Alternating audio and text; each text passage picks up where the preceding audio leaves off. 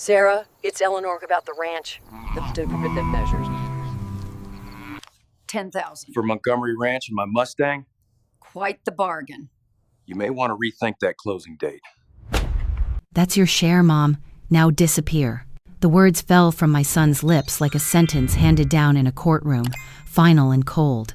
Thomas stood in my kitchen, the very kitchen where, 40 years ago, I'd taught his small hands to flip pancakes on Sunday mornings. Now those same hands extended an envelope toward me, heavy with $10,000 in cash, as if he were paying off a debt to a stranger. His eyes, Robert's eyes in color, but not in soul, looked at me with a detachment so sharp it cut deeper than any blade.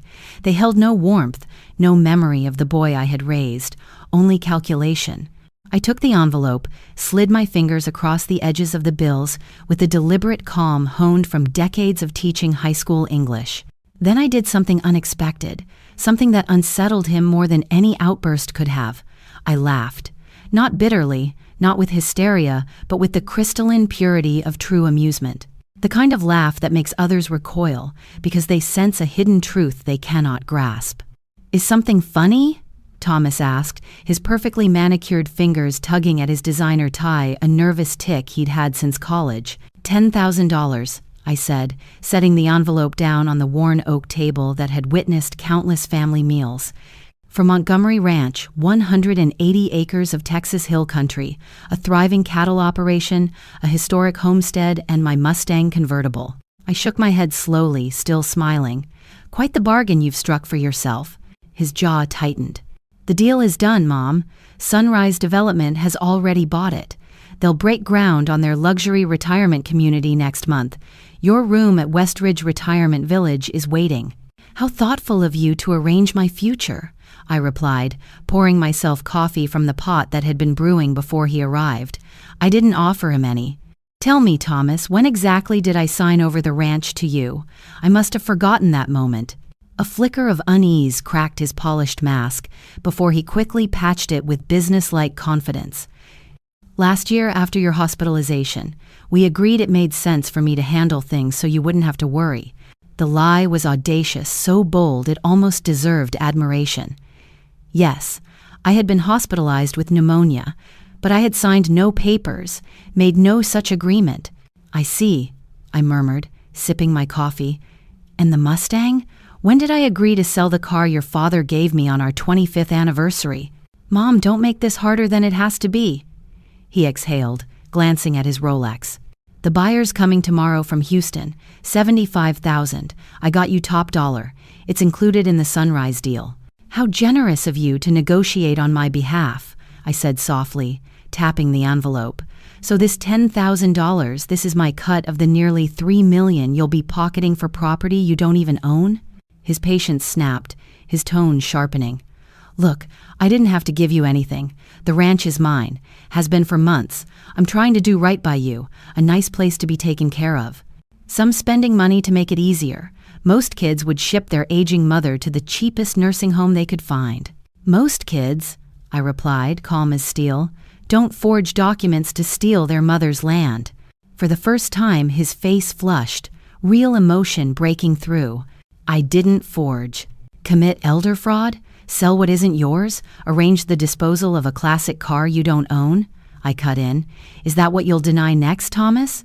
He straightened, regaining composure, voice dripping with condescension. "Mom, we've discussed this. You agreed the ranch was too much. You signed the transfer papers. If you can't remember, that's exactly why this move is necessary." I set my cup down with deliberate precision. My hands, weathered from decades of ranch work, did not tremble, not even now, staring into the face of betrayal. "Let me be perfectly clear," I said, my voice steady. "I never signed anything. I never agreed to sell Montgomery Ranch or the Mustang, and I'm not confused. The only problem I have is with a son who commits fraud." For a fleeting instant, alarm flashed in his eyes before the patronizing smile returned, that smile reserved for difficult elderly parents. "Mom, I know this is upsetting, but the sale closes next Friday. Be ready to move Thursday. The $10,000 is courtesy. Most proceeds are in a trust for your care. You'll be comfortable the rest of your life." "How very considerate," I whispered. He glanced at his watch again. "I've got a meeting. I'll come this weekend to help you pack. Just personal items, the new place is fully furnished." As he strode to the door, I called after him. "Thomas, one question." He turned, impatience etched across his face. "Yes?" "Have you wondered," I asked softly, "why I stopped fighting you this week? Why I suddenly seemed so accommodating?" Uncertainty flickered in his eyes. "Because you finally realized I was right." I smiled, not the tender smile of a mother, but the smile of a poker player holding 4 aces. "You may want to rethink that closing date. There might be complications." "What do you mean?" His voice sharpened, the first hint of fear bleeding through. "Just a feeling," I said, holding the envelope out to him. "Take this back. You'll need it more than I will." He hesitated, his certainty wavering. "Stop being dramatic, Mom. The sale's happening. The papers are signed." "If you say so," I replied pleasantly. "Send my love to Emily. I assume you've been keeping her updated on all these arrangements?" At the mention of his daughter, my granddaughter, my heart, he flinched. "She has finals. I didn't want to burden her with family matters." "How considerate," I said, my smile never faltering. "Well, I won't keep you. I have calls to make myself." When the door shut behind him, silence filled the kitchen. I turned my wedding ring around my finger, a habit of 45 years that had not faded in the 5 years since Robert's death. The weight of betrayal pressed against me, but beneath it burned something stronger, the implacable determination that had carried me through every storm. I picked up the phone and dialed. "Sarah, it's Eleanor Montgomery. We need to talk right away. It's about the ranch and the preventative measures." As I spoke to my lawyer, my gaze drifted out the window to the rolling acres of Montgomery Ranch. This land had cradled my marriage, my son's first steps, my husband's last breath. And now it bore witness to the ultimate betrayal. Thomas thought he'd won. He thought I was just another old woman to be brushed aside. What he didn't know was that I had been planning, quietly, patiently. By the time next Friday arrived, my son would learn the truth. In Texas, you never underestimate a ranch woman who's outthought cattle rustlers, droughts, and bank loans. And Thomas was about to learn that lesson the hard way. Herself, a private investigator named Jackson Reynolds, and my banker of 20 years, Marjorie Wilson. "He's got a problem," Jackson had told me during our first meeting, his weathered face grave as he laid out financial records that painted a troubling picture. Montgomery Properties is hemorrhaging money. 3 failed development projects, 2 lawsuits from unpaid contractors, and a line of credit that's maxed out. "He needs cash," Sarah had translated, and he sees the ranch as his personal ATM. The revelation had stung more than I cared to admit, not just the betrayal of trust, but the awareness that my son, raised with such emphasis on honesty and integrity, had become someone who would forge documents and steal from his own mother to save his failing business. "The ranch would solve all his problems," Jackson continued. "At current market rates, 180 acres of prime hill country. Land within commuting distance of Austin. We're talking close to $3 million. And Sunrise Development is hungry for exactly this kind of property for their luxury retirement communities. So rather than ask for help or admit his business is failing, he's decided to sell my home out from under me." I had said the words like ashes in my mouth. Sarah had reached across her desk to squeeze my hand. "Ellie, I know this is painful, but we need to focus on protecting you and the ranch. Thomas has already created falsified transfer documents. He's moving quickly." That conversation had set our countermeasures in motion. While Thomas believed he was cleverly maneuvering to sell property didn't own, I was quietly securing it beyond his reach. Now, as I hung up after confirming the final details with Sarah, I moved to the front porch of the ranch house Robert and I had lovingly maintained for 4 decades. The late afternoon sun bathed the rolling landscape in golden light, illuminating the live oaks that had witnessed generations of Montgomery history. "You'd be so disappointed, Robert," I murmured to the empty chair beside me, the one where my husband had spent countless evenings watching the Texas sunset. "But I think you'd approve of what I'm about to do." My phone rang, interrupting my communion with Robert's memory. The caller ID displayed Emily, my granddaughter, Thomas's daughter, and the one pure joy that remained undiminished in my life. Grandma, her voice carried the sunny enthusiasm that always reminded me of Robert. I just finished my last final. I was thinking I could drive out to the ranch tomorrow instead of waiting until the weekend. I've missed you and the horses so much. My heart clenched. Emily didn't know what her father had done, what he was planning to do. Thomas had deliberately kept her in the dark, knowing her loyalty to me and her love for Montgomery Ranch might interfere with his schemes. I'd love that, sweetheart, I said, making a split-second decision. In fact, there's something important we need to discuss, something about the ranch and your father. A pause. Is everything okay, Grandma? You sound different. Perceptive as always. Another quality she shared with Robert. We'll talk when you get here. Drive safely and text me when you're on your way. After we hung up, I sat watching the lengthening shadows creep across the pasture where our small herd of Hereford cattle grazed peacefully. Emily's arrival would accelerate my timeline, but perhaps that was for the best. She deserved to know what was happening before it exploded into the open. My Mustang convertible, the 1965 Cherry Red, classic that Robert had surprised me with on our 25th anniversary, sat in the barn where I'd hidden it after learning Thomas had arranged its sale. The thought of him casually disposing of something so precious to me, as if it were just another asset to liquidate, burned like acid in my chest. That's not happening, Robert, I promised the evening air. Not the Mustang, not the ranch, not any of it. My phone buzzed with a text from Jackson. Documents. Confirmed. Filed with county clerk. Property transfer complete. Waiting on confirmation of recording. I smiled, feeling the first real satisfaction since discovering Thomas's betrayal. The wheels were in motion now, the trap, baited and set. All that remained was to watch it spring shut. Rising from my porch chair, I moved inside to prepare for Emily's arrival. The ranch house, a sprawling single-story limestone structure that Robert and I had expanded over the decades, felt especially precious now that I'd nearly lost it. Every door frame marked with grandchildren's growing heights, every worn floorboard that creaked in familiar places, every window framing a view we'd chosen specifically. This wasn't just property, it was the physical embodiment of a life built with love and purpose.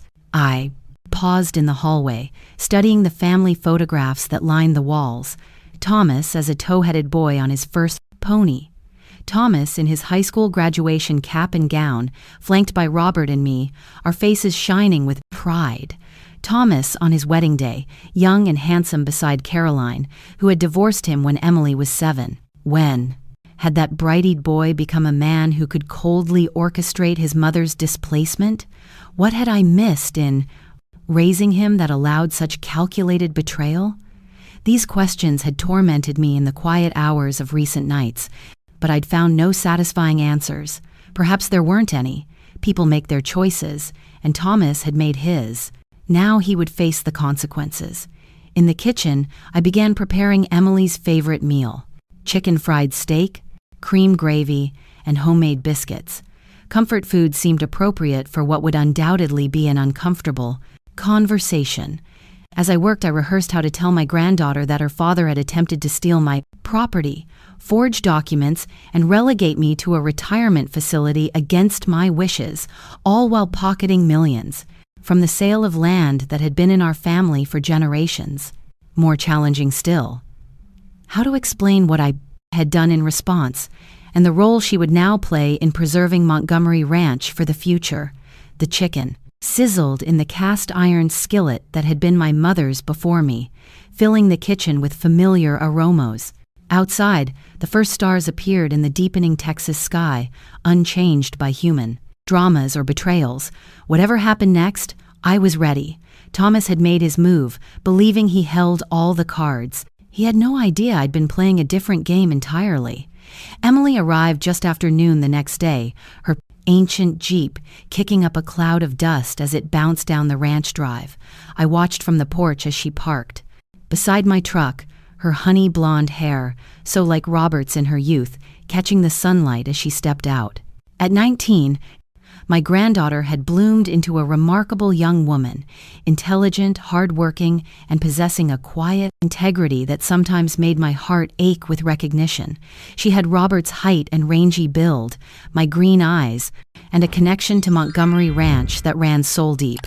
"Grandma," she bounded, take up the porch steps, and enveloped me in a hug that smelled of sunshine and the vanilla perfume she'd worn since high school.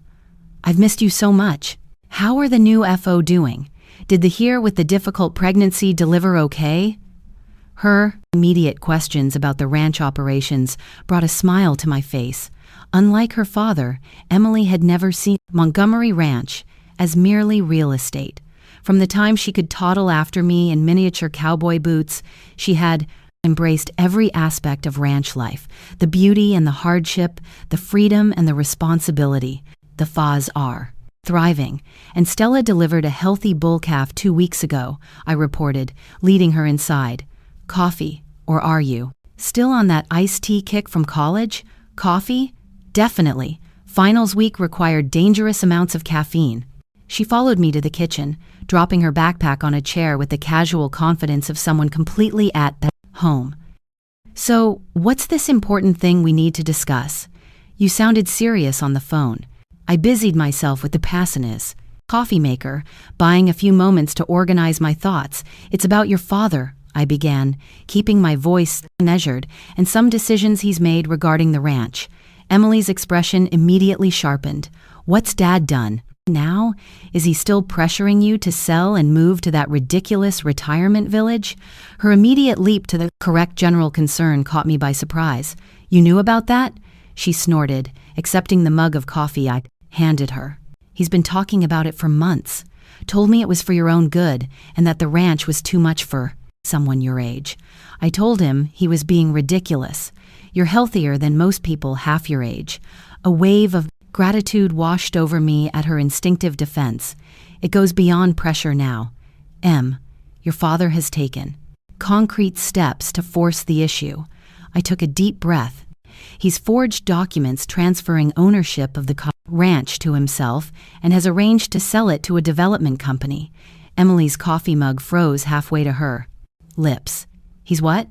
With the same careful precision I'd once used to explain complex literature to resistant teenagers, I laid out the evidence: the falsified transfer documents, the meetings with Sunrise Development, the sale agreement for nearly $3 million, and finally his generous payment of $10,000 meant to buy my compliance. By the time I finished, Emily's face had drained of color, replaced by a flush of anger that reminded me powerfully of Robert in his rare moments of genuine outrage. That's criminal," she said finally, her voice shaking. "It's fraud. It's elder abuse. She broke off, setting down her mug with such force that coffee sloshed over the rim. "I can't believe he would do this to you, to this place." "People sometimes make desperate choices when they're in trouble," I said, surprised to find myself offering context that might mitigate Thomas's actions. "Your father's business is failing. He needs money, badly, so he steals from his own mother." Emily stood up, pacing the kitchen with agitated energy. "Sells the ranch out from under you, and tries to ship you off to some glorified nursing home." She stopped, suddenly turning to face me with fear, replacing anger. "Can he really do this? Could we lose the ranch?" I allowed myself a small, satisfied smile. "No, he can't, and we won't." Her brow furrowed in confusion. "But if he forged documents, I've been aware of your father's scheme for several weeks," I explained, "long enough to implement some countermeasures of my own." Relief flooded her face. "You've called the police?" "Not yet," I said, gesturing for her to sit back down. "I've taken a different approach, one that protects the ranch permanently while giving your father an opportunity to avoid criminal charges if he chooses to make amends." Over the next half hour, I explained the legal steps I'd taken with Sarah's help: the creation of a conservation easement covering 85% of Montgomery Ranch, ensuring it could never be developed regardless of who owned it in the future, and the transfer of the remaining 15% into Emily's name, with lifetime use rights reserved for myself. The documents were filed yesterday, I concluded. The ranch is now officially protected from development, and you, my dear, are a property owner. Emily stared at me, visibly processing this seismic shift. You put part of the ranch in my name, but why not keep it all for yourself? Because you're the future of Montgomery Ranch, I said simply. You always have been. Your father sees land as a commodity to be bought and sold for profit. You see it the way your grandfather and I always did, as something to be cherished and stewarded for generations. Tears welled in her eyes. But what happens when Dad tries to complete his sale? When he discovers what you've done, that, I admitted, is going to be unpleasant. The sale is scheduled to close next Friday. Thomas will discover then, if not sooner, that he's attempted to sell property he doesn't own and never did. He'll be furious, Emily whispered. Undoubtedly, I agreed. But he'll also be exposed. The forged documents, the attempted fraud, all of it will come to light. Sunrise Development will withdraw from the deal immediately to avoid legal complications. Will you press charges? Her question cut to the heart of my ongoing internal struggle. I sighed, reaching across the table to take her hand. I haven't decided. Part of me wants to, not out of vengeance, but because actions should have consequences. Another part remembers rocking him to sleep as a baby, teaching him to ride his first horse, watching him graduate from college. My voice caught unexpectedly. He's still my son, Em.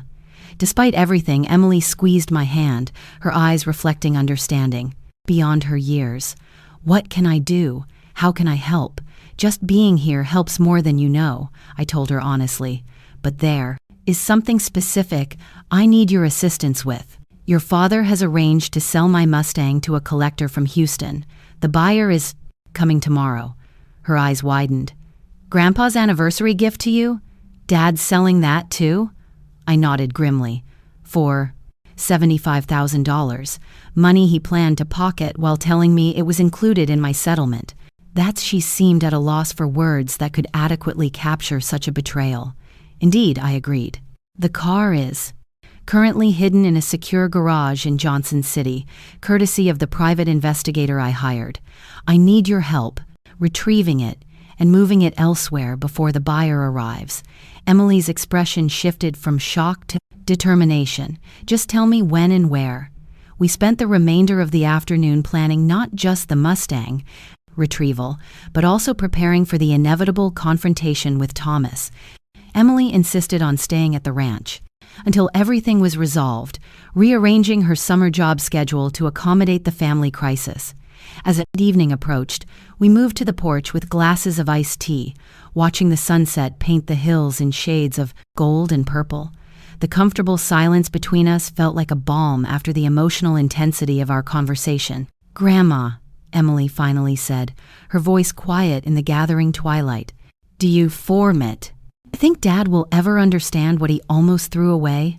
Not just the land value, but all of this. Her gesture encompassed the vista before us, the rolling pastures, the ancient live oaks, the sense of permanence and belonging that defined Montgomery Ranch. I considered her question carefully. I don't know, sweetheart.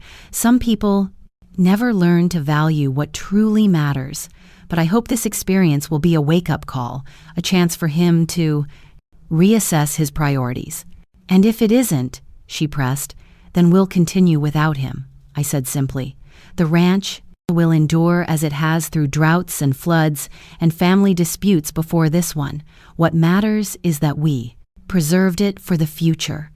Praj, your future, and perhaps someday your children's. Emily nodded, her expression solemn in the fading light. I won't let you down, Grandma, I promise.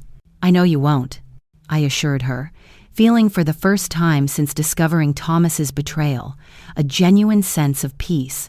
The Tarian Ask event ranch would continue, not as a luxury development, erasing decades of Montgomery history, but as the land Robert and I had cherished, now safeguarded for another generation. Tomorrow would bring its own challenges. Retrieving the Mustang, preparing for Thomas's inevitable fury when his scheme collapsed, navigating the complicated emotions of standing firm against my own child's betrayal. But tonight, sitting beside the granddaughter, who embodied our family's best qualities, I allowed myself to simply be grateful for the foresight that had enabled me to protect what mattered most. The Mustang gleamed under the morning sunlight, its cherry red paint almost luminous against the weathered wood of Jackson Reynolds' private garage in Johnson City. I ran my hand along the sleek hood, memories flooding back with the cool touch of metal beneath my palm. "She's still beautiful," Emily breathed beside me, appreciation evident in her voice.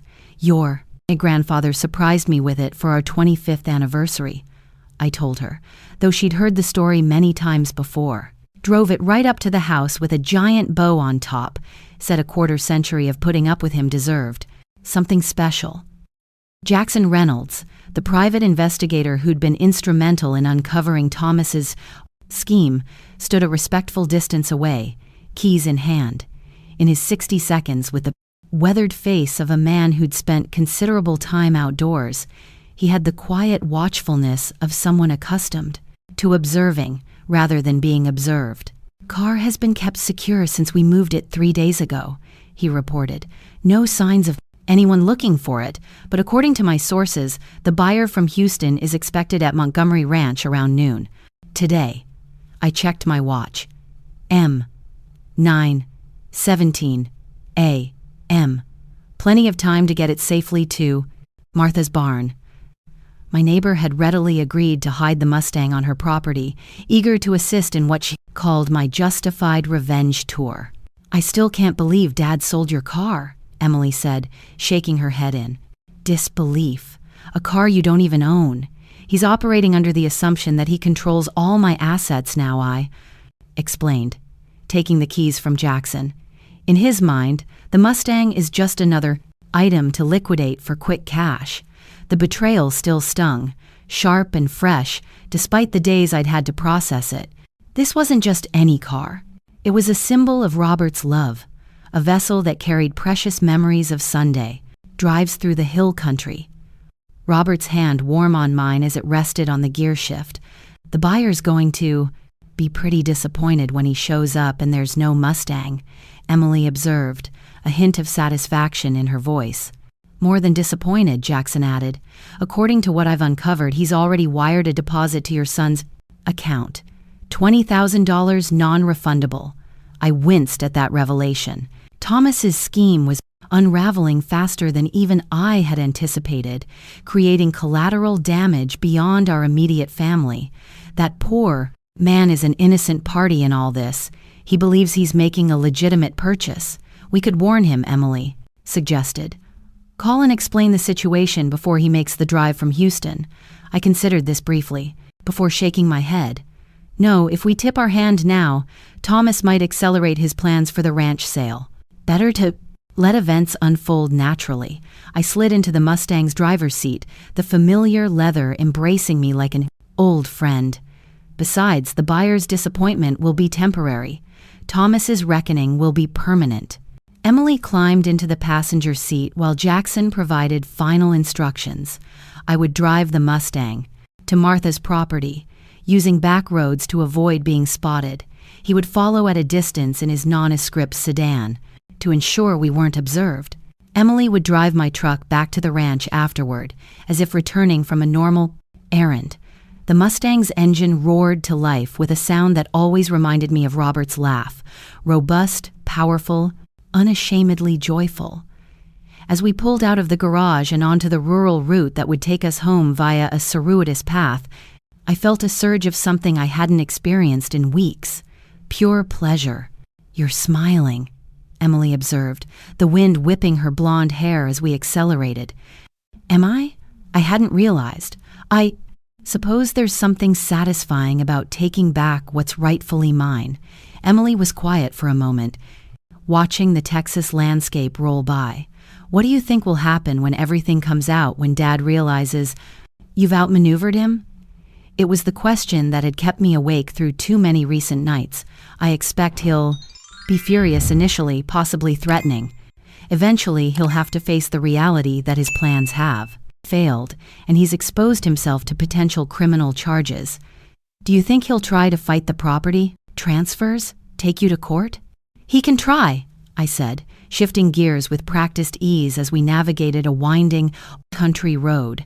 But the documents are legally sound. The conservation easement is ironclad, and most importantly, he'd have to explain his own fraudulent documents in the process. I glanced at her troubled expression. What's really worrying you, Em? She sighed, tugging absently at a loose thread on her jeans. I'm afraid this will permanently destroy your relationship with Dad, that there won't be any way back from this. The concern struck deeper than I wanted to admit. Despite Thomas's betrayal, he remained my only child, the baby I had nursed, the boy I had raised, the man who, despite his current actions, had once brought me immeasurable joy. That's up to Thomas, I said finally. I didn't create this situation. He did. If there's to be reconciliation, it will require genuine remorse and amends on his part. We drove the remainder of the journey in contemplative silence, the Mustang's engine providing a comforting soundtrack to our thoughts. Martha Jameson was waiting when we arrived at her ranch's rear entrance, the barn doors already open to receive our precious cargo. Ellie Montgomery, you sly fox. She greeted me with a fierce hug as I emerged from the car. Thomas won't know what hit him. Martha, with her silver braid and perpetually never fan, sunburned skin, had been my closest friend since Robert's diagnosis.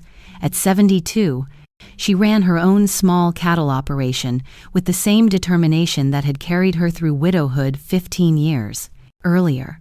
Thank you for doing this, I told her as we guided the Mustang into the barn's shadowed interior. I know it. Puts you in an awkward position? Martha snorted dismissively. Honey, the only awkward position will be Thomas trying to explain to that car collector why the Mustang he sold isn't where it's supposed to be. Once the car was safely hidden beneath a tarp in the back corner of Martha's barn, Emily and I returned to my truck. Jackson confirmed he would continue monitoring the situation, particularly the expected arrival of the Houston buyer. Call me the moment anything happens, I instructed him. I want to know exactly how Thomas handles the first collapse of his plans. Back at Montgomery Ranch, Emily and I maintained an appearance of normalcy, feeding livestock, checking fence lines, preparing lunch, all while waiting for the inevitable phone call that would signal the beginning of Thomas's place. Reckoning. It came at 12:43 p.m. My phone rang with Thomas's distinctive tone, and I answered with deliberate casualness. Hello, where is it? His voice vibrated with barely controlled fury. Where the hell is the Mustang? Good afternoon to you too, Thomas, I replied mildly. I'm fine. Thank you for asking. Don't play games with me, Mother. The word sounded like an accusation rather than a relationship. Mr. Harrington is standing in our driveway with $20,000 already paid. No car to collect. Where did you hide it? I didn't hide anything, I said, which was technically true. Martha had done the actual hiding. Though I'm curious why you think you have the authority to sell my car without my knowledge or consent. His breathing changed, becoming more measured as he visibly attempted to control his temper. When he spoke again, his voice had adopted the condescending tone I'd come to dread. Mom, we've been through this. All your assets have been transferred to my management. The car sale proceeds are going into your care fund. Interesting, I mused. I don't recall signing any documents authorizing you to sell. Robert's anniversary gift to me. Perhaps you could refresh my memory about when that occurred. A pregnant pause filled the line. This is elder confusion, Mom. We discussed this months ago. You agreed. The car was impractical for someone your age. Did I? I kept my voice light, almost curious. How strange that I have no recollection of such an agreement. Perhaps I should speak directly with Mr. Harrington and explain the situation. Don't you dare. The mask of patience slipped, revealing the panic beneath. I'll handle this. Just tell me where. You've hidden the car, and we can sort everything else out later. I'm afraid I can't do that, Thomas. The Mustang isn't for sale. Not today, not ever. It was Robert's gift to me, and I intend to keep it. I paused, then added quietly, just as I intend to keep Montgomery Ranch. The silence that followed was so complete, I could hear his irregular last, breathing, the sound of his world beginning to crack around the edges. We'll discuss this when I come out. There, he finally said, his voice tight with suppressed rage. Don't do anything. Else. Impulsive. The call ended abruptly. I looked up to find Emily watching me from the kitchen doorway, her expression a mixture of concern and admiration. He's coming here, isn't he? She asked. Yes, I confirmed, setting my phone down with deliberate calm. And he's furious. Are you afraid? Her question was direct, without judgment. I considered it honestly before answering. Not afraid exactly. Sad, disappointed, resolute, I met her. Worried gaze with steady confidence, but not afraid. Your father may have forgotten who raised him, but I haven't.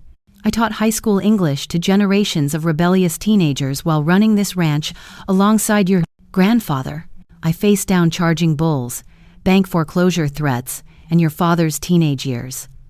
A smile tugged at Emily's lips. Poor Dad. He has no idea what he's up against. No, I agreed, rising from the kitchen table with newfound energy. But he's about to find out.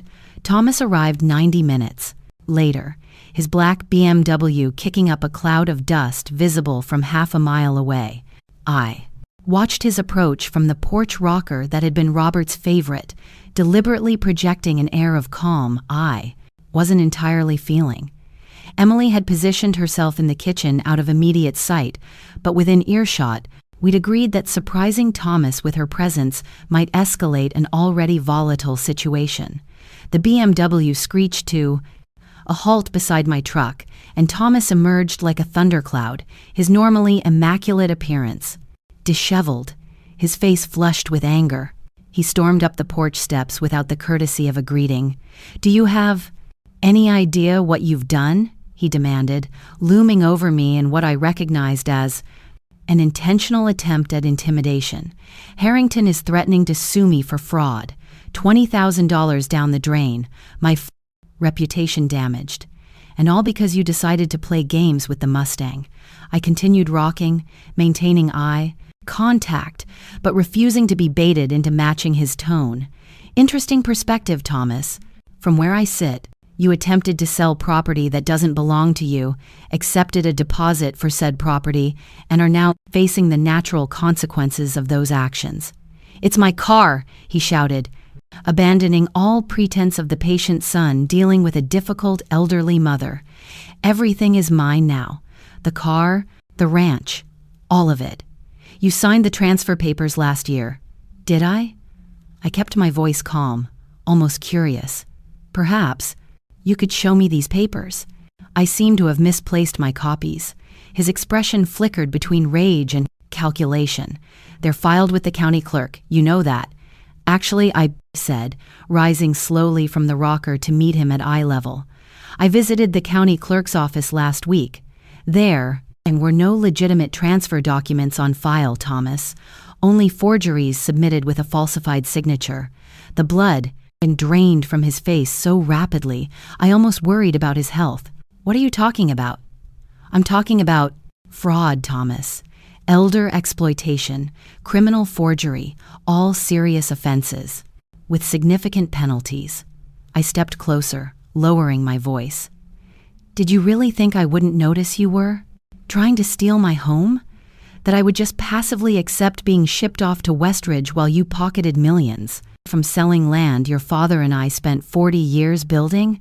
He took an involuntary step backward, his confidence visibly crumbling. You're confused, you're mixing things up, we discussed all this. Stop, my teacher. Voice, the one that had quelled classroom disturbances for decades, sliced through his protests. No more. Lies, Thomas. I know everything. The meetings with Sunrise Development, the financial troubles with your company, the falsified documents, the $2.8 million sales scheduled to close next Friday. I watched realization dawn in his eyes. Yes, I've been several steps ahead of you for weeks. His breathing changed, becoming shallow and rapid. How? Did you? I hired a private investigator the moment Martha spotted you with surveyors on my property, I explained, feeling a curious mixture of satisfaction and grief as his scheme unraveled before my eyes. Jackson Reynolds, former sheriff's deputy. Extremely thorough, he documented everything, Thomas. Every meeting, every document, every lie. Thomas sank onto the porch bench, running his hands through his perfectly styled hair until it stood in disarray. Mom, listen, the business is in trouble. I'm facing bankruptcy if I don't get an infusion of capital. The ranch was just sitting here appreciating in value while you stubbornly refused to consider the practical solution. Stealing from your mother is never a practical solution, I interrupted, my voice sharp with long suppressed anger. Forging documents is not a business strategy. Trying to force me into a retirement home against my wishes is not practical. It's cruel and possibly criminal. A heavy silence fell between us, broken only by the distant lowing of cattle and the whisper of wind through the live oaks. When Thomas finally spoke, his voice held a dangerous edge. So what now? You turn me. Press charges against your only son. Create a public scandal that destroys both of us? He looked up, his expression hardening. Or we can still fix this. The ranch sale can proceed. You'll get a generous settlement, more than the $10,000, enough to live comfortably, wherever you choose. I almost laughed at the audacity that even now, with his scheme exposed, he believed negotiation was possible. The ranch isn't for sale, Thomas. Not now, not ever. At least, not during my lifetime. You can't stop it, he snapped, rising to his feet with renewed confidence. The closing is next. Attain week. The paperwork is filed. Sunrise has invested significant resources in planning the development. About that, I said mildly. You might want to check with the county clerk again. Some new documents were filed yesterday that you should find enlightening. Suspicion narrowed his eyes. What did you do? The screen door creaked open behind me as Emily stepped onto the porch. She protected the ranch. Dad, something you should have been helping with instead of trying to steal it. Thomas froze at the sight of his daughter. Genuine shock. Replacing calculation. Emily, what are you doing here? You're supposed to be at college. Finals ended yesterday, she replied coolly. I came straight to the ranch when Grandma called. Good thing I did. Your grandmother is confused, Thomas began, shifting instantly to damage control. She's misinterpreting some standard estate planning. Stop lying, Emily interrupted, her voice trembling with barely contained emotion. I've seen the evidence. The forged documents, the sale agreement with Sunrise, your plan to pocket millions while shipping Grandma off to a planned retirement home. It's all documented, Dad. Thomas glanced between us, visibly reassessing the situation. I could almost see the gears turning as he realized he was facing not just his aging mother, but a united front that included his daughter. What documents were filed yesterday? He finally asked. Weariness replacing outright aggression. A conservation easement covering 85% of Montgomery Ranch, I explained calmly. The land can never be developed, subdivided, or used for anything other than agricultural purposes, regardless of who owns it in the future. The implication hit him like a physical blow. You can't do that. The development plans are no longer viable. I finished for him. Sunrise will discover during their final title search that the property they thought they were purchasing cannot legally be developed. The sale will collapse. You'll destroy me, he whispered, genuine fear replacing anger in his eyes. The business is leveraged to the hilt. I've taken deposits, made commitments based on this sale going through. You did? That? I corrected gently. Not me. You built a house of cards on land you didn't own. He turned to Emily, desperation evident in his appeal. You have to understand the ranch is just sitting here, an underutilized asset. Your grandmother can't manage it alone indefinitely. I was trying to create financial security for everyone. Emily's expression remained unmoved. By forging documents, by selling Grandpa's anniversary gift to Grandma, by lying to everyone involved. She shook her head. Don't try to dress this up as something noble, Dad. It was theft, plain and simple. Thomas's shoulders slumped, the fight visibly draining from him as he realized the extent of his defeat. So, what happens now? You turn me into the police? It was the question I'd been wrestling with since discovering his betrayal. The maternal instinct to protect Ward with the clear-eyed recognition that actions should have consequences. That depends on you, I said finally. The easement is non-negotiable. The ranch will never be developed during my lifetime or after. But there might be a path forward that doesn't involve criminal charges if you're willing to make genuine amends. Hope flickered in his eyes, quickly tempered by suspicion. What kind of amends? Full disclosure to Sunrise about your fraudulent representations, return of any deposits or payments they've made, a formal written acknowledgement that you have no ownership claim to Montgomery Ranch or any of my personal property, including the Mustang. I paused, then added the final condition and participation in family counseling with Emily and me. His pride, visibly, rebelled at these terms, especially the last one. And if I refuse, then I'll have no choice but to file a formal complaint with the sheriff's office, I said quietly. The evidence is comprehensive, Thomas. Forgery, fraud, elder exploitation. These aren't minor offenses. The weight of his situation settled over him like a physical burden. For the first time since he'd arrived, I glimpsed something authentic beneath the calculation and anger. Genuine fear of the consequences he now faced. I need time to think, he said finally. You have until tomorrow morning, I replied, my tone making it clear this wasn't negotiable. By noon, I need your decision. In the meantime, I suggest you contact Sunrise and the Mustang buyer to begin damage control. Thomas nodded mechanically, his customary confidence. Shattered. Without another word, he descended the porch steps and returned to his BMW. We watched in silence as he drove away, dust settling in his wake. Do you think he'll agree to your terms? Emily asked once the sound of his engine had faded. I don't know, I admitted, feeling suddenly exhausted by the confrontation. Your father has. I've never been good at admitting mistakes. But he's also pragmatic. The alternative to my terms is potential criminal prosecution. Emily slipped her arm through mine, her solid presence, a comfort I hadn't realized I needed. Either way, the ranch is safe. You won, Grandma. I gazed out at the rolling acres of Montgomery Ranch. Pastures. Robert and I had cleared together, fences we'd mended side by side, the small family cemetery where he now rested beneath a live oak he'd climbed as a boy. It's not about winning, Em. It's about protecting what matters. I squeezed her arm gently, and finding out who you can truly count on when it matters most. Thomas didn't wait until Deverett time, the next day, to make his decision. He called at 9:17 that evening, his voice stripped of its usual confidence. I'll accept your terms, he said without preamble when I answered. All of them. I sat on the edge of my bed, phone pressed to my ear, absorbing the surrender in his tone. Despite everything, a mother's instinct to comfort surfaced unexpectedly. I suppressed it. I'm glad to hear that, Thomas. It's the right choice. Is it? Bitterness edged his words. I'm facing financial ruin, Mom.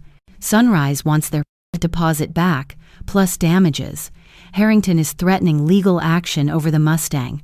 My business is collapsing, and now I have to gravel through family counseling as if I'm some wayward teenager. Those are the natural consequences of your choices, I reminded him gently, but firmly. Not punishment. I've invented to hurt you. A heavy sigh traveled through the connection. I know. That's why I'm calling tonight instead of waiting until morning. I spoke with Sarah Lawson this afternoon. This surprised me. You contacted my lawyer.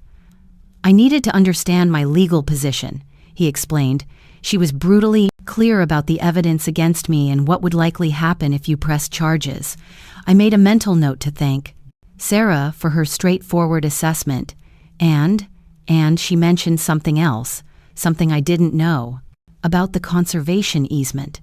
His voice caught slightly about the remaining 15% of the ranch. Ah, so I learned about Emily's inheritance. What about it? You transferred it to Emily. The hurt in his voice was unmistakable. Not just bypassed me, but actively transferred a multi-million-dollar asset to my daughter instead of me. I transferred it to someone who values Montgomery Ranch for what it is, not what it could be sold for. I corrected, keeping my tone even. Someone who sees this land the way your father and I always did, as something to be preserved and cherished, not liquidated for quick profit. Silence stretched between us, heavy with unspoken accusations and wounded pride. Finally, Thomas asked, "When do you want to start this reconciliation process?" "Sarah will draw up the formal acknowledgement regarding property ownership for you to sign tomorrow," I told him. "As for Sunrise and Mr. Harrington, I expect you to contact them immediately to begin making amends. The family counseling can wait until next week. Give us all a private little time to process recent events." Fine. His clipped tone suggested this was anything but fine. Yet, he was in no position to argue. "I'll come by tomorrow at 10 to sign whatever Sarah prepares." After we hung up, I sat, motionless for several minutes, turning the conversation over in my mind. Thomas had agreed to my terms, yet something in his voice troubled me, a brittle quality that suggested capitulation rather than genuine understanding. Emily knocked softly on my bedroom door, poking her head in when I called out, "Was that Dad?" I nodded, patting the space beside me on the bed. "He's agreed to everything. He'll be here tomorrow to sign the formal acknowledgement." She sat next to me, drawing her knees up to her chest in a posture that suddenly reminded me of her childhood. "Do you think he means it? That he's really sorry?" "I think he's sorry he got caught," I said truthfully. Whether that evolves into genuine remorse for his actions remains to be seen. Emily rested her chin on her knees, looking younger than her 19 years. "I keep trying to reconcile the dad I thought I knew with someone who would forge documents and try to sell your home out from under you. It doesn't compute." I slipped an arm around her shoulders, drawing her close. "People are complicated, Em. They can be loving in some contexts and ruthless in others. Your father has always been ambitious and sometimes willing to cut corners to achieve his goals, but this was different," she insisted. "This was calculated, cruel." "Yes," I agreed, unable to sugarcoat this painful truth. "It was." We sat in silence for a few moments before Emily asked the question I'd been dreading. "Can you ever forgive him?" It was the heart of the matter, the question I'd been asking myself through sleepless nights since discovering Thomas's betrayal. Could I forgive my only child for attempting to discard me like an inconvenient possession, for treating the home his father and I had built as nothing but a financial asset, to be liquidated? "Forgiveness isn't a single decision," I said finally. "It's a process, and it requires genuine repentance from the person who caused the harm." I squeezed her shoulder gently. "I'm willing to work toward forgiveness if your father is willing to earn it through changed behavior." Emily nodded thoughtfully. "I'm still so angry with him, but he's still my dad and he's still my son," I acknowledged. "Family relationships are resilient, but not indestructible. They can withstand significant strain, but they require care and honesty to heal once damaged."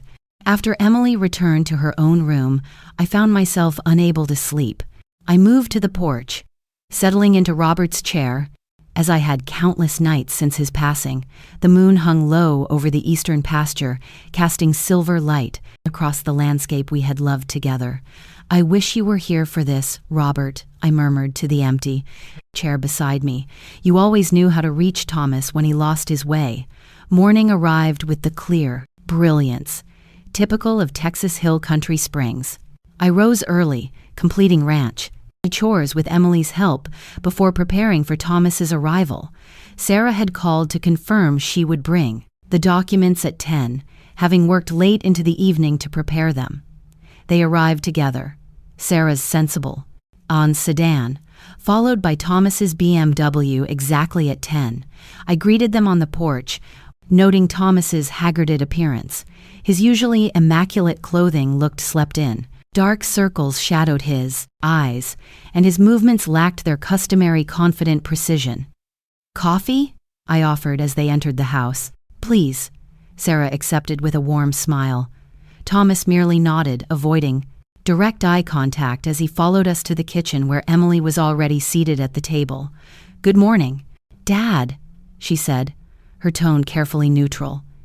"Emily," he acknowledged her with obvious discomfort. "I didn't expect you to be here for this. I'm a stakeholder now," she reminded him, a hint of steel beneath her calm exterior. "And I want to witness this personally." Sarah, ever the professional, smoothly directed the conversation to the matter at hand. "I've prepared the formal acknowledgement as requested, Thomas. It states that you recognize Eleanor Montgomery as the sole legitimate owner of Montgomery Ranch and all personal property therein, including the 1,965 Ford Mustang convertible.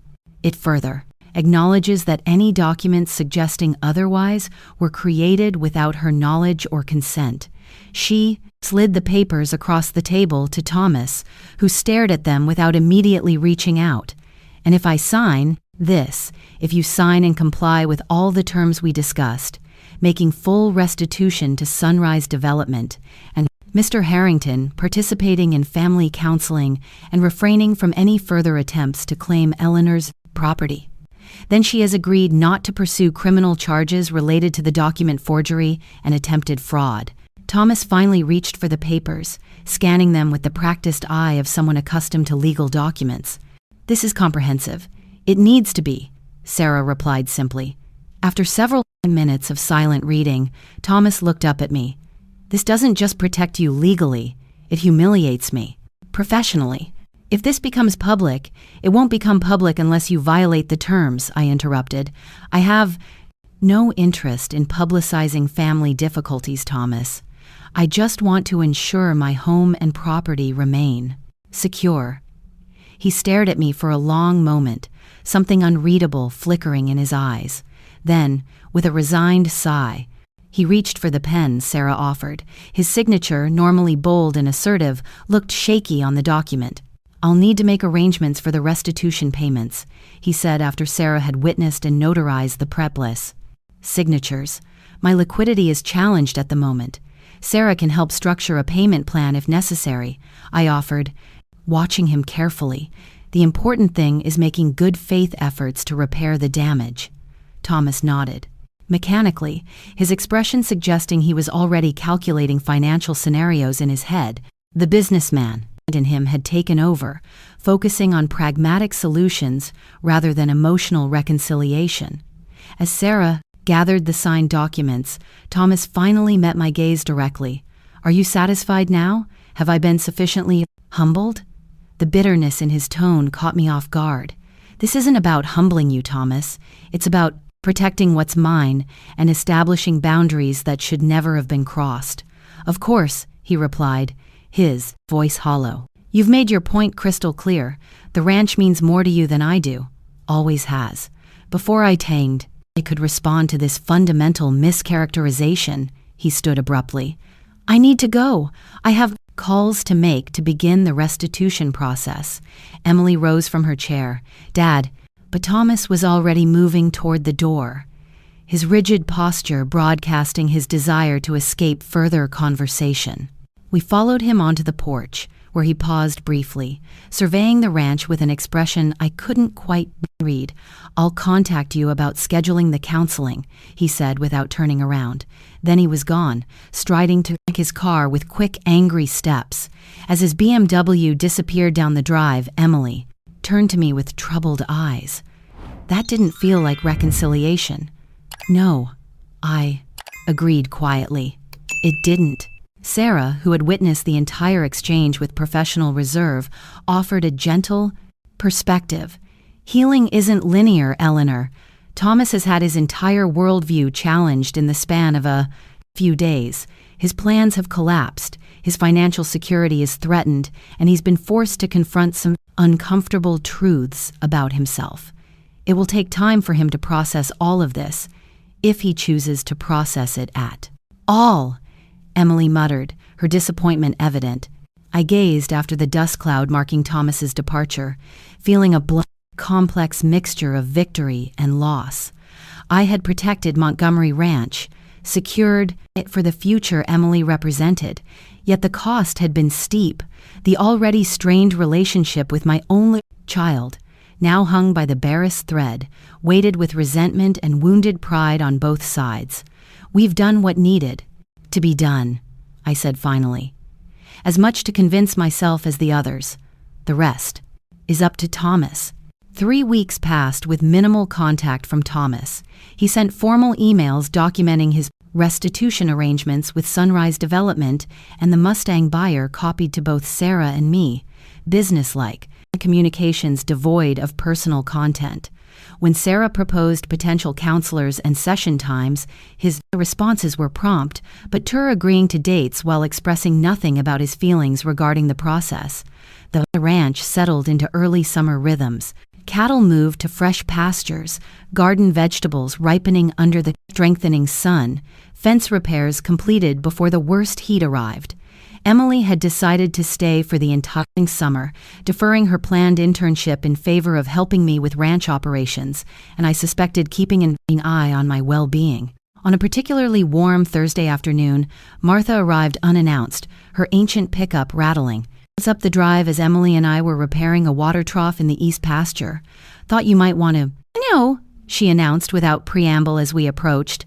"Thomas's house is up for sale. Sign went up this morning."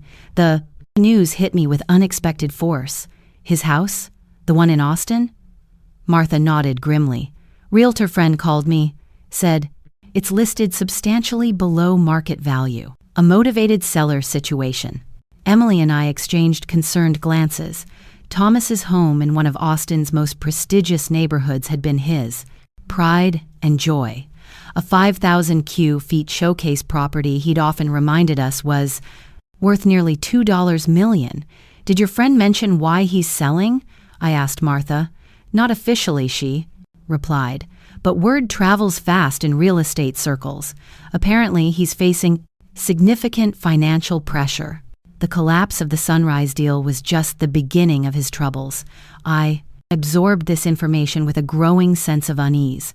Thomas's business had already been struggling when he attempted to sell Montgomery Ranch. Without that influx of cash, combined with the restitution payments he agreed to make, his financial situation might be dire indeed. "Have you spoken with him recently?" Martha asked, her directness tempered by genuine concern. "Not really," I admitted. "We have our first counseling session scheduled for tomorrow, but our communication has been strictly formal since he signed the acknowledgement." Martha's weathered face creased with sympathy. "Proud men fall the hardest, Ellie, and your boy has always had more pride than sense." After she left, Emily and I finished the trough repair in thoughtful silence. Back at the house, as we washed up for dinner, Emily finally voiced what we'd both been thinking. "Do you think Dad's going bankrupt?" I sighed, drying my hands on a dish towel embroidered with blue bonnets. "A gift from Robert, our first Christmas on the ranch. It's possible the business was already in trouble, and the additional financial obligations from his attempted fraud may have pushed him over the edge." Emily leaned against the kitchen counter, her expression troubled. "Should we do something?" The question carried layers of complexity. What exactly could or should we do? Thomas had attempted to steal my home and property. He had forged documents, lied repeatedly, and treated me with callous disregard. Yet, he remained my son, Emily's father, Robert's only child.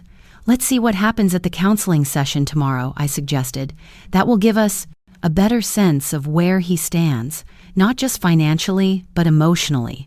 The family counselor Sarah had recommended maintained an office in a converted Victorian house in Johnson City.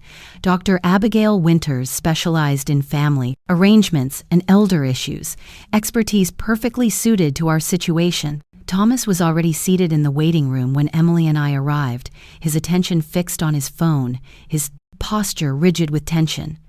"Hello, Thomas," I greeted him, striving for a neutral tone. He looked up, nodding acknowledgement without warmth. "Mom, Emily, the formality between us, Mother." and son, father, and daughter felt painfully unnatural. Dr. Winters emerged from her office moments later, a woman in her 50s with kind eyes and an air of quiet authority. The Montgomery family. "I'm Dr. Winters. Please come in." Her office offered comfortable seating arranged to facilitate conversation, rather than confrontation. Cushioned chairs positioned in a loose circle rather than opposing couches. She began by establishing ground rules for our sessions, emphasizing respectful communication and the goal of understanding rather than simply assigning blame. Before we begin addressing specific issues, she said, "Once we were settled, I'd like each of you to share what you hope to achieve through these sessions." Ella Lanar, Wood. "You start?" I gathered my thoughts carefully. "I hope to understand how we reached this point, how my son could. I believe it was acceptable to forge documents and attempt to sell my home without my knowledge. And I hope to find a path forward that allows us to rebuild some measure of trust and relationship." Dr. Winters nodded encouragingly. "I love you." My granddaughter shifted in her seat, visibly uncomfortable with the therapist's spotlight. "I want to understand, too. And I want," she glanced at Thomas, "I want my dad back. The one I thought I knew before all this happened." Thomas's expression remained carefully neutral, though a muscle twitched in his jaw at Emily's words. When his turn came, he cleared his throat before speaking. "I'm here because it's a condition of avoiding criminal charges," he stated flatly. "I've agreed to make restitution to the affected parties and participate in these sessions. I'll fulfill those obligations." Dr. Winters regarded him thoughtfully. "That explains your presence, Thomas, but not what you hope to achieve while you're here." He shrugged. "A gesture of forced indifference. Closure, I suppose, a recognition that family relationships sometimes reach their natural end." His words sent a chill through me. Natural end? "Thomas, we're not discussing a business partnership. We're talking about mother and son, father and daughter.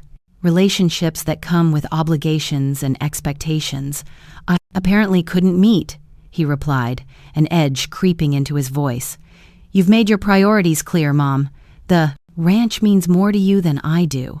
Always has.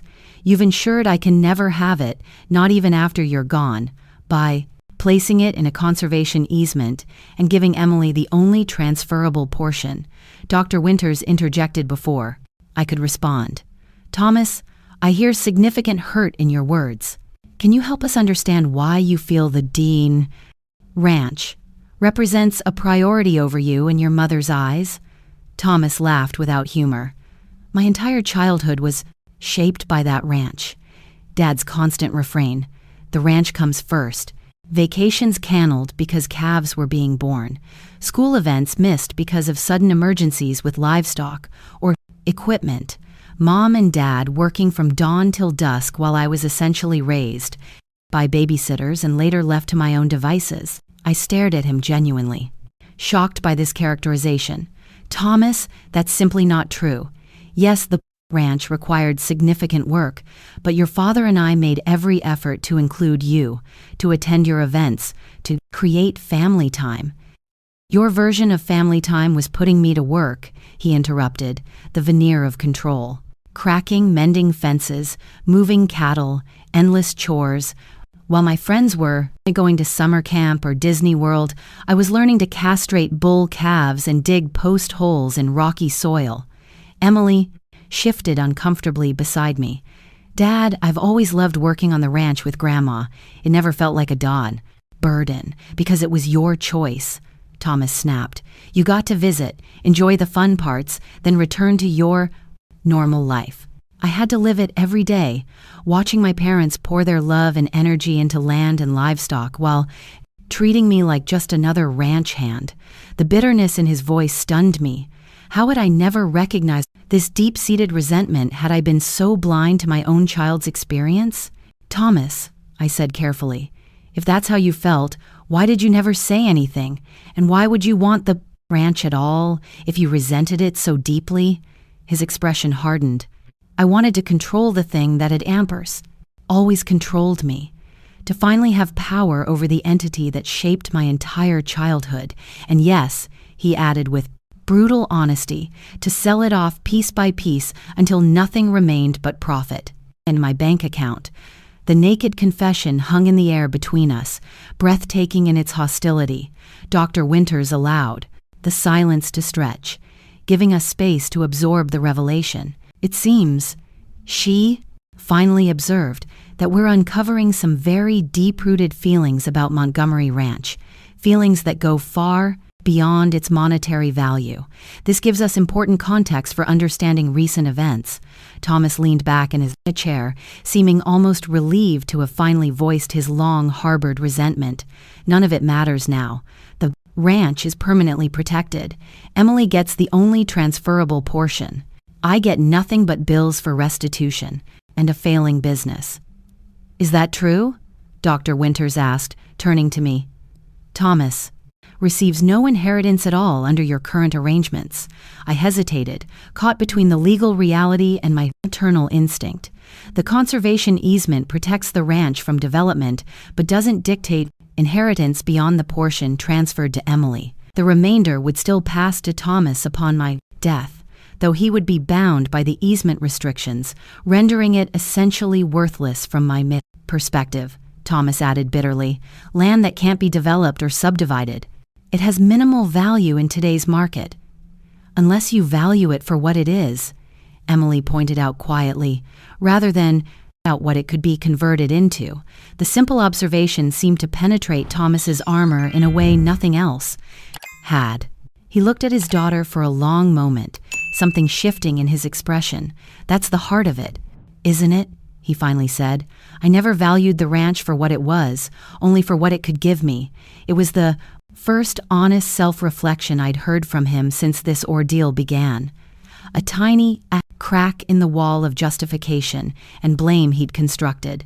Dr. Winters recognized it too, gently guiding the conversation toward exploring this insight further. By the session's end, we had reached no grand reconciliation, but something fundamental had shifted.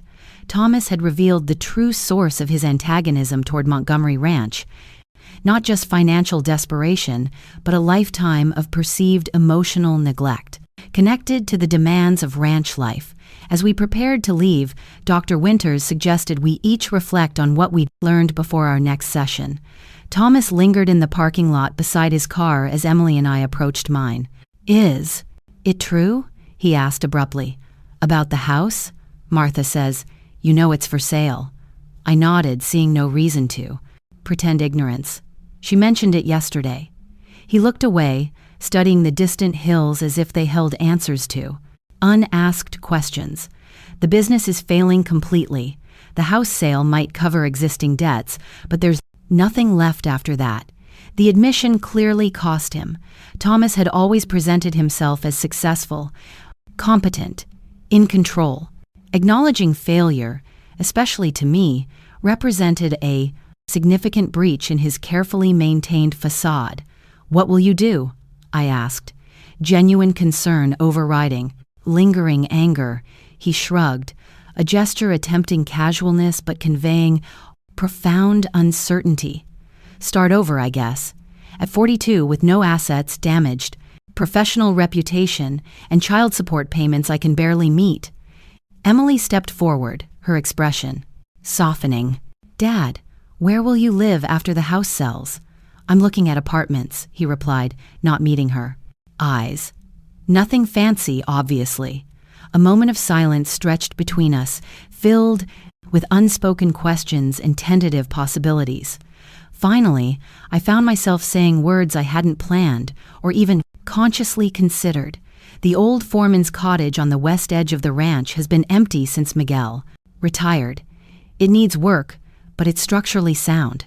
Thomas stared at me, clearly struggling to process the implicit offer. You're suggesting I move into the cottage on the ranch. He need a place to stay while rebuilding, I clarified, as surprised by my offer as he was. It would be temporary, of course. Of course, he echoed, something unreadable flickering in his eyes. I'll think about it. As he drove away, Emily turned to me with raised eyebrows. That was unexpected. Are you sure about this? I wasn't sure at all. The idea had emerged spontaneously, perhaps from that reservoir of maternal instinct that never quite empties, no matter the hurt or betrayal, or perhaps from the new understanding of Thomas's relationship with the ranch, the resentment that had festered beneath the surface for decades. "We'll see if he accepts," I said finally. "Sometimes healing begins." With the smallest acts of grace, Thomas called 3 days later. His voice carried an unfamiliar quality, hesitation, mingled with forced casualness. "I've been thinking about your offer," he said after minimal pleasantries. "The foreman's cottage. I'd like to see it again before deciding." I agreed to meet him that afternoon, a strange nervousness fluttering in my stomach as I waited for his arrival. Emily had gone into town for supplies, leaving me to face this moment alone. Perhaps that was best. Thomas and I had 42 years of shared history to navigate, most of it now recontextualized by his revelations in therapy. The cottage sat on the western edge of Montgomery Ranch, a simple limestone structure nearly as old as the main house. Miguel Rodriguez, our longtime foreman, who had retired to live with his daughter in San Antonio 2 years earlier, had maintained it meticulously during his tenure. Still, after 2 years of vacancy, nature had begun reclaiming its territory. Wild flowers crowding the front path, live oak branches scraping against the roof, dust coating the windows. I was waiting on the small porch when Thomas's BMW appeared. He'd traded in his usual business attire for jeans and a button-down shirt, clothes more appropriate for inspecting a rural property, but still carrying an urban crispness that seemed at odds with the setting. "It's smaller than I remembered," he observed as he approached, studying the cottage with appraising eyes. "You haven't been inside since you were a teenager," I reminded him, unlocking the front door.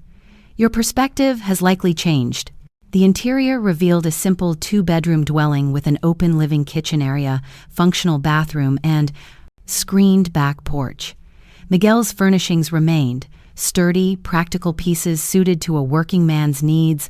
Though I had removed personal items after his departure, Thomas moved through the space with careful seconds H's. Attention, testing faucets, opening closets, examining the aged but serviceable appliances.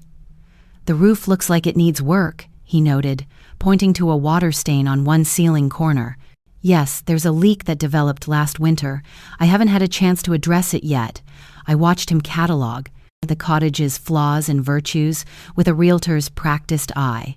"It needs attention, certainly, but it's solid and it's available."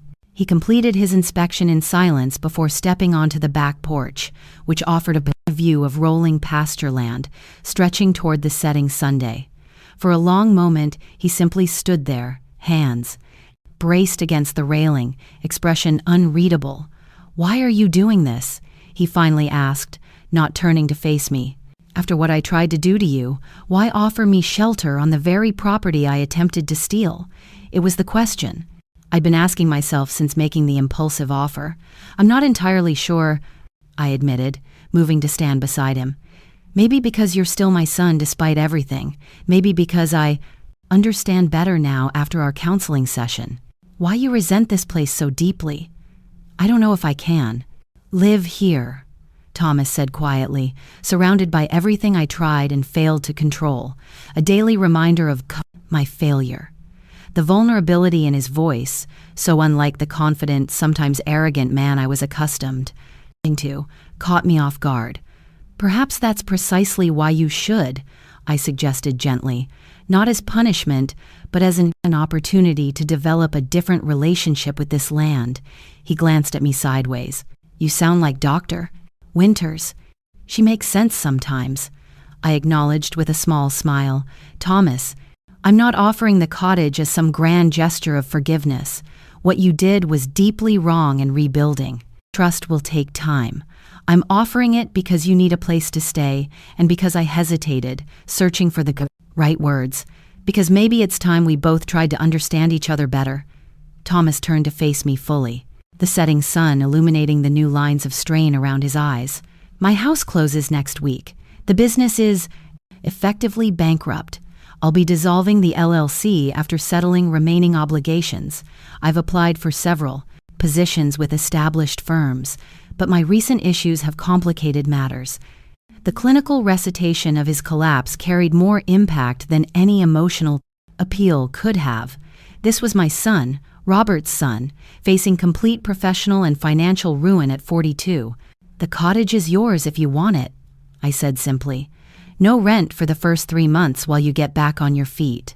After that, we can discuss reasonable terms." His eyebrows rose slightly. "No strings attached, no demands for graveling apologies or ranch chores as penance. The only requirement is continued participation in family counseling," I clarified. "As for ranch work, this is a working property, Thomas.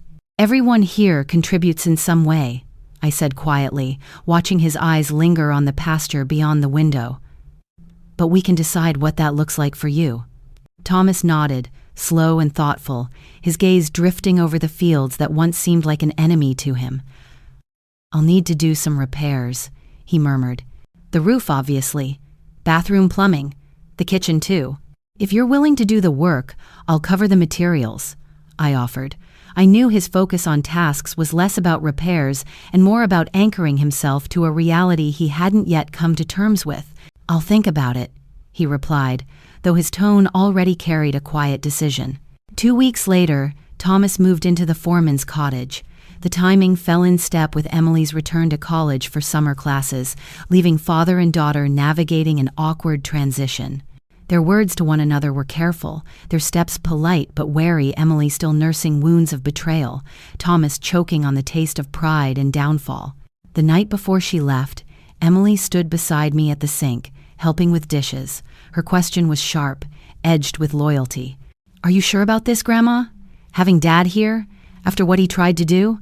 I handed her a plate to dry, the weight of my answer pressing on my chest. "I'm not sure about anything except this. He's family, and family is complicated." "He tried to steal your home," she whispered, fierce as if I could ever forget. "Yes," I said softly, glancing out the window toward the glow of lights in his cottage. "And now he's lost his." Emily slammed the cupboard a little harder than necessary. "Understanding doesn't erase consequences." "No," I agreed, "but sometimes it prevents history from repeating itself."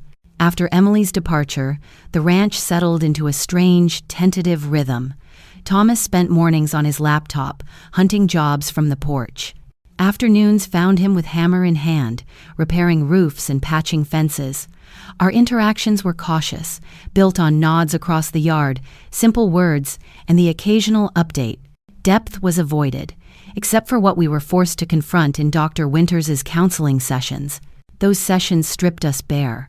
Thomas spoke of his childhood resentments, how the ranch always seemed to outrank him, how he felt second to the soil and cattle. I shared my own truth, how Robert and I had hoped to raise him strong, grounded, and how every chore was meant as a legacy, not a burden. "You both live the same moments," Dr. Winters told us gently, "but through entirely different lenses. Neither is wrong, just different." And slowly, like grass after drought, something fragile began to grow between us. Not forgiveness, not yet, but something resembling the first shoots of it. He fixed the broken barn hinge without being asked. I left eggs on his porch when the hens overproduced. He cleared fallen branches after a storm. I noticed when he spotted a limping heifer before I did, his eye keener than he realized. One evening, curiosity drew me across the pasture to where he sat, alone, on his porch. He had bought a second rocking chair, assembled it himself. "Mind some company?" I called. He looked up, surprise flashing before he gestured. "Help yourself." We rocked together in silence, watching a Texas sunset drench the sky in impossible shades of orange and pink. "Dad used to say Montgomery sunsets were better than any museum," Thomas said suddenly, voice low. The words pierced me with memory. "He did," I answered softly. Beer in hand, boots on the furniture, no matter how many times I scolded him. A ghost of a smile tugged at Thomas's lips. The shared memory hovered like a fragile bridge across a chasm, precarious, but real. When I rose to leave, he cleared his throat. "North pasture fence has weak spots," he said casually. "I'll take a look tomorrow." The words were more than an offer. They were a crack in the wall between us, the first voluntary step back toward the land that had shaped him. "I'd appreciate that," I replied, keeping my voice steady despite the weight of the moment. That night, under a Texas sky spilling with stars, I walked home with something unfamiliar in my chest. Not forgiveness, not yet, but hope. Montgomery Ranch had survived drought and fire, only to bloom again in seasons of rain. Perhaps we too could grow from ashes. Summer heat arrived like a hammer, 100 degrees baking the land, chores becoming trials of endurance. Thomas had lived in the cottage 2 months, our fragile rhythm holding steady. He found work with a small firm in Johnson City, nothing like his old life of high-stakes deals, but work that seemed to ease the weight in his shoulders. He smiled more. He complained less. And the ranch had begun to reclaim him. Morning pasture checks, weekend repairs. Slowly, without fanfare, he became part of its rhythm again. Until the day the land nearly claimed me. South pasture, July sun, 102 degrees pressing down. The ranch truck coughed and died a quarter-mile from home. No signal on my phone. No shade but a lone oak in the distance. I walked. Heat seared my lungs, sweat blurred my vision. My body at 67 knew the signs: heat exhaustion, danger. The ground tilted. My knees buckled. The pasture spun. Robert always said this land would claim me someday, I thought, half delirious. Just didn't expect it so soon. Darkness surged. When I opened my eyes, the world swayed. Breath labored, muscles straining not mine. Thomas. He was carrying me. My son, the same son who had tried to strip me of everything, now held me like something precious. His face was crimson with effort, his arms trembling, his jaw clenched with fear. "Thomas," I rasped, my voice a broken whisper. And in that moment, with the land beneath us and the sky blazing above, I saw not the man who betrayed me, nor the boy who resented me, but my child struggling, failing, trying, and still carrying me home.